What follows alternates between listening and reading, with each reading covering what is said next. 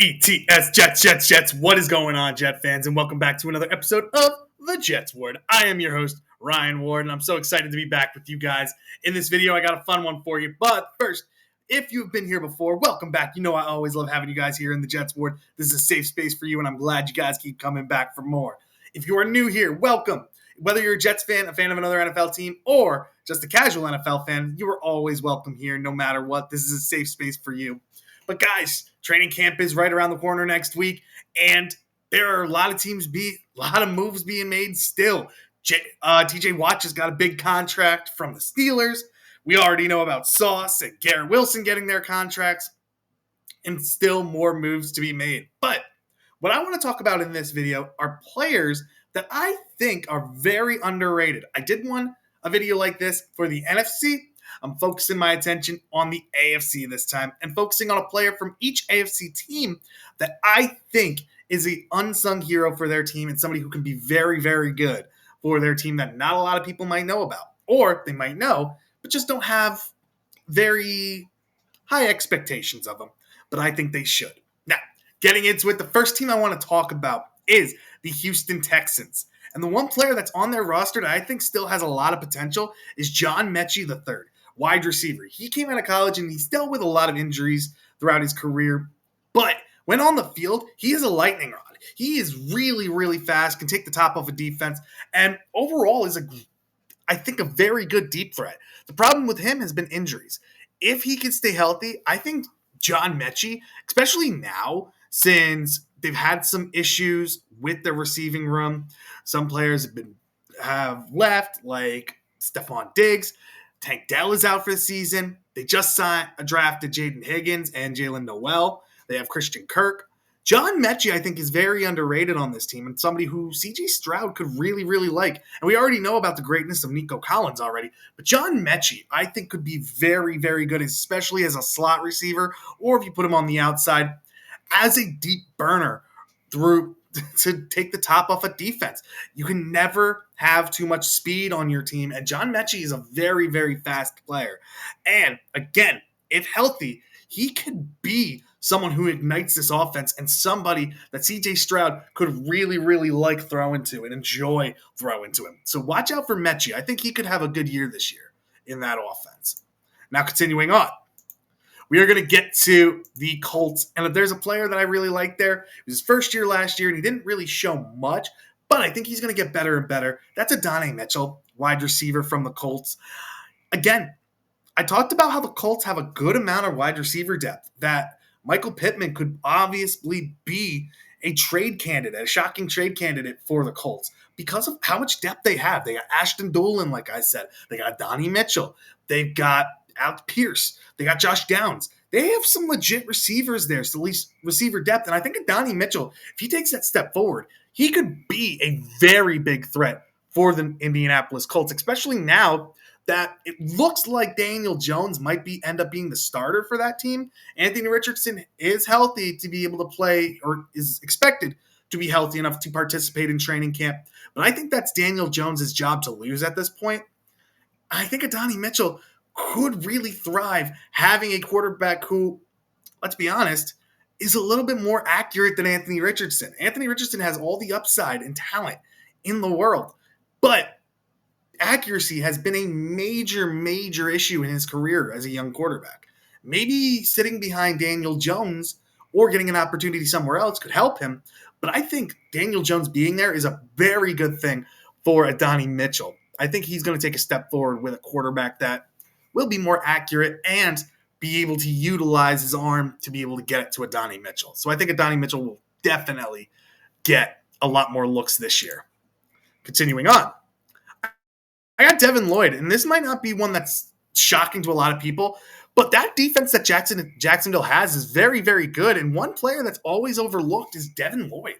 He is a legit middle linebacker threat. He can cover. He can stop the run. He can do anything. And he's pretty quick as well, and he's still young. He's still got a lot of tread on the tires. This guy is honestly very, very good, and I think should be looked at as like a top 5, top 10 middle linebacker in the league. He is really, really good and think somebody who I think is very underappreciated on that Jacksonville Jaguars defense. I think Jaguars fans love him, but I think more of the national media should get to know Devin Lloyd a lot better because he is legit. He is, in my opinion, the heartbeat of that defense. He is the heart and soul of them, physical leader, mental leader. He does everything right. And just a great, great player in general. I love Devin Lloyd. I think he's going to be great this year. And I think he's going to get more eyes on him with how great he plays. Continuing on, though, I get to this guy who I brought up in many videos, and one of my Titans fans and friends, Rich from Fishbowl Fantasy Sports. Make sure you check out his channel and drop him a like and subscribe to his channel as well. Him and I have gone back and forth on Chigakonkwo and both agree that he's got the size and skill set of a tight end, an elite tight end in this league. He's got good speed. He's got good hands. He can block a little bit. Solid receiver. It's the inconsistency. And what I'm going to put that on is awful quarterback play that he's had to deal with the past couple of years. Will Levis was not good last year. Mac Jones, when he came in, was not great. Or not Mac Jones, but Mason Rudolph, when he came in, was not great last year. My apologies. It was Mason Rudolph that was their backup quarterback. But when he came in, not good. Chigakonkwo, I think with Cam Ward, what is one of the best things that a young quarterback could have? A great safety blanket. A tight end. Somebody underneath that you could flip it to that can break some tackles and be a big red zone threat. Chigakonkwo is that. And I think Chigakonkwo, still young tight end, great speed and good hands, can block, is going to be one of Cam Ward's favorite receivers or receiver threats this year, and somebody who I think is going to take a big step forward. And I think could be looked at as a top 10, top 15 tight end in this league. But he's got to prove it. Let's see what he can do with Cam Ward. And let's see what the Titans feel about him, too. I think I really like Chigakonkwo. I think he's going to take a massive step forward now that he's got Cam Ward as his quarterback. And continuing on, we're going to continue to another division. We get to the Broncos. Troy Franklin, backup receiver. On the depth chart, it's looked like he's behind, Cortland Sutton. Looked like he's behind him. But I think Troy Franklin is a very good young receiver. And very fast, too. He's not the biggest guy, but he's got strong hands and good speed. And you could put him as a bigger slot. You could put him on the outside and put Mims in the slot. There are a lot of players that they got there that are very, very good. And I think Troy Franklin with Bo Nix, I think their relationship's going to get better and better. And I think he's going to be the later number one receiver, especially after Cortland Sutton ends up leaving. Either when he retires from there or goes somewhere else in free agency or gets traded. I think Troy Franklin's going to be taking massive steps forward and be a very, very good receiver for the Broncos for years to come. Great player that they have there. It's somebody who I think is going to get more eyes on him this year. Leading on to the next one, I got Hollywood Brown. Hollywood Brown, I think, is still a legit receiver in this league. Is he a number one? Maybe on most teams, no. But he's a low-end number one, high-end number two, with fantastic speed first. The biggest issue, injuries. It seems like every receiver on the Chiefs' team last year was injured. Hollywood Brown, when he's healthy, though, he could have some monster games, especially having a quarterback like Pat Mahomes. Pat Mahomes is going to get you the ball deep. Now that they might have a little bit of a better O-line, they might be able to use Hollywood Brown's skill set more. You can have him on the inside, outside, doesn't matter. This guy is a really good receiver and somebody who I could see being like a lower end Tyreek Hill type of player for them that can get the big plays and give opposing defenses major, major headaches. So I think Hollywood Brown, if healthy, can take a step forward and show people why he is still a good receiver in this league, a very good receiver in this league. And somebody that I think Pat Mahomes is going to really rely on this year. Continuing on, it's a guy, again,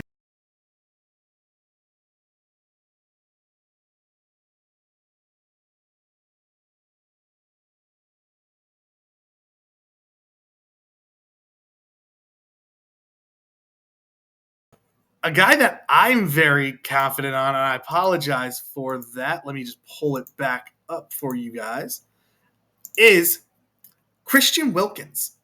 Christian Wilkins is still, in my opinion, a top 5, top 10 defensive tackle in this league. He is a legit guy. a really good player in this league. And I think somebody who, when healthy, he's going to be healthier this year. And you have Max Crosby on that line too. I think Christian Wilkins can dominate games. Christian Wilkins is still a beast of a player, somebody who I really, really like. And I think when he's healthy this year, he's going to show why he's still a top defensive tackle in this league. But continuing on, I get to Tyler Conklin. I have a soft spot for Tyler Conklin. I thought he wasn't utilized properly in New York, especially in the last year of Aaron Rodgers' year here. We just didn't throw it to tight ends. There were some games where Tyler Conklin had some good plays, great plays. But there were others where you never utilized him. You never used it. It was Aaron Rodgers trying to force the ball to Devontae Adams or Alan Lazard. Like, even Breece Hall was frustrated in the offense last year. Tyler Conklin goes to the Chargers. I think he's going to have a really good shot. I think Herbert's going to be able to utilize him. I think Harbaugh is going to love having him. I think he's going to be a solid tight end for them. I think he's going to be really, really good. Good receiver, good blocker, can do it all. And honestly, I think the Chargers got a good one in Tyler Conklin. And I'm expecting him to have a solid season this year with them. Continuing on, I got Nate Wiggins. You look at that Ravens cornerback room, and you see all the people that they have there. Marlon Humphrey. You got all these great defensive backs there.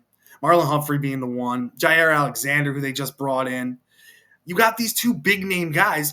Nate Wiggins is a recently drafted cornerback who is legit. He's going to be one of the top 10 cornerbacks in this league this year. But you don't really talk about him that much because of the high-end cornerbacks that they have on this team already.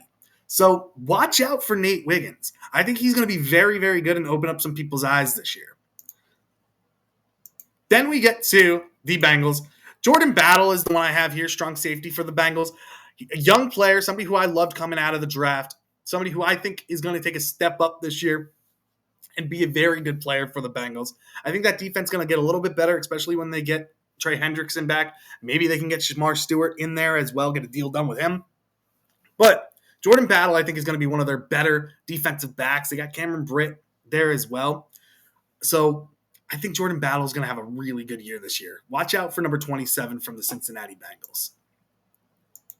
Then we get into this one. David Njoku. He is a player that I don't think has lived up to his ability, but I still think he's a very, very good tight end in this league. And I think if Shedeur Sanders is the quarterback, the starting quarterback there, I think he's going to be a very, very good tight end. I think he's going to be very, very solid for them.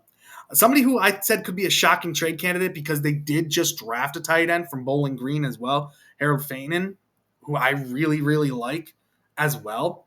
So David Njoku is somebody who I think could be a legit tight end one on any team. So watch out for him. I think he's still a young, solid player for the Cleveland Browns. Continuing on, we get to the Steelers. There were a couple players that I could have picked for this one, but I have Calvin Austin III. He is a young receiver that is going to get more ample time now because they did trade George Pickens. So right now on the depth chart, it's him and DK Metcalf as the starting receivers. He can play on the outside, can play in the slot. I think he's going to get more opportunities and show why he was such a high pick in a couple of years draft a couple of years ago. He's a great player. Solid hands, good speed, great slot guy. I think very intelligent football player too. He's gritty, he's tough, and is a willing blocker as well. I think Calvin Austin is going to be very, very good for Pittsburgh this year with their new quarterback, Aaron Rodgers. Continuing on, there's another player that I really, really love coming out of this draft that I don't feel like is getting talked about enough in Buffalo camp. That's Deion Walker. Now, they have a loaded defensive tackle room and a defensive line group, but Deion Walker is a monster of a human being. And a lot of issues last year he took plays off. There were games where he never showed up. He was dealing with a significant back injury last year. If he comes back, he can dominate games. This guy is very quick for his size and very, very powerful, can dominate the run game, can dominate the pass game. He is going to light up some people this year. And I think he's going to end up playing right next to Ed Oliver on that defensive line. And then Greg Russo on one side as well. It's like and Joey Bosa on the other when healthy. I think that could be a really good defensive line group. And I think Deion Walker is going to have a big, big season for the Bills this year. I really like him. And I think he should be talked about more. Next one I got from the Dolphins, Nick Westbrook-Akine. Wide receiver, he was a great receiver for the Titans. Very underutilized. I thought he had a great skill set, great hands, great speed. But again, bad quarterback play. That's going to do that to receivers, man. They're not going to get utilized the way you want them to with bad quarterback play. Now he's going to the Dolphins to have Tua Tagovailoa, and I'll say it, if healthy, Tua is one of the better quarterbacks in the league. The problem is he gets hurt a lot. But when healthy, Nick Westbrook-Ikhine could light some people up this year with his receiving ability. He's a very underrated receiver, in my opinion, for those Dolphins, and I think they got a great one in him. Either outside or slot. I think they're going to utilize him more on the outside. He is a bigger receiver, very fast as well. More speed going to the Dolphins. Then we get to the Patriots, and you guys know I love Robert Spillane. I had him as my 5th best middle linebacker in my power rankings.